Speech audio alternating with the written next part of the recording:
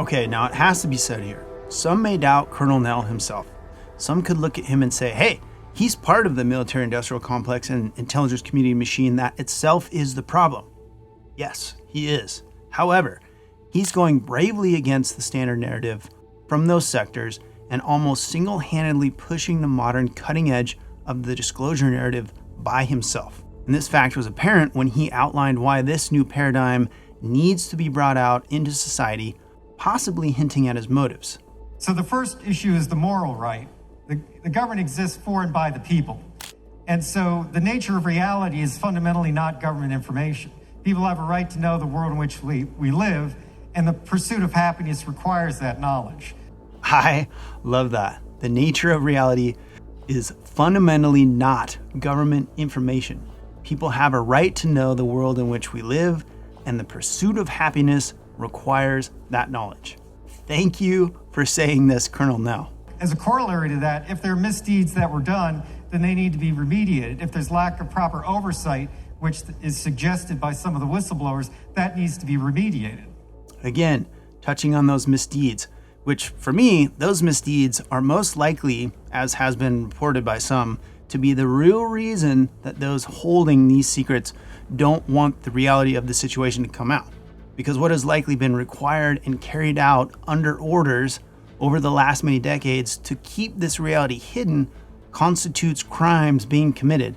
And according to more than a few of the whistleblowers, people have been killed to keep this and many other secrets hidden. Hell, it even says so right there in their NDA agreements they signed to obtain their clearance before they're even added onto any program bigot list. These gatekeepers, I'd bet mostly within the intelligence apparatus of the US government, are now scrambling to save their asses. Not because they actually believe we can't handle this new paradigm. That's just their limp D excuse. No, it's to save their asses from being strung up from the crimes they've committed.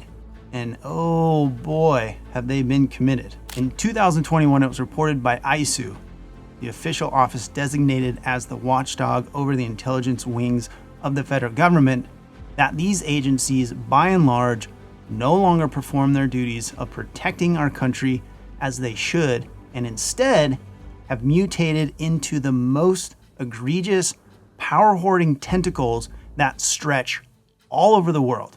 Astonishingly, deeper issues exist here. The second issue is being in a reactive mode is never preferable to being in a proactive mode. So reactive mode is basically trying to prevent disclosure. Failing that, you might get a situation where you have catastrophic disclosure that creates all the problems that you were trying to prevent. So a more balanced middle path of controlled disclosure is the best way to do this, which is again an argument for some amount of disclosure. Meaning, if there isn't a plan and the attempts to keep this greatest secret in human history under wraps fails, then it can trigger catastrophic disclosure and all the potential negative societal ramifications that go along with it if not handled correctly. So while it seems the gatekeepers have decided that we aren't ready or can't handle this reality, their actions are in fact pushing us faster towards the more severe outcomes that they are supposedly trying to prevent. Brilliant. And the third part is simply societal advance and global competitiveness. More brain trust needs to be brought into this topic in order to make progress and to improve society. One of the most refreshing threads of this discussion with Colonel Nell is him moving past whether or not the NHI phenomenon is real. That shoe has already dropped, as he says. And instead, he gets to the next phase, which is what are the potential implications of what all this means?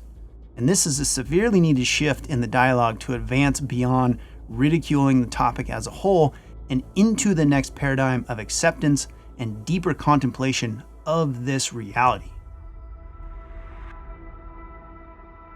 If you enjoyed this Beyond Strangeness Observable and you'd like to see the whole episode, that is linked here and in the description below.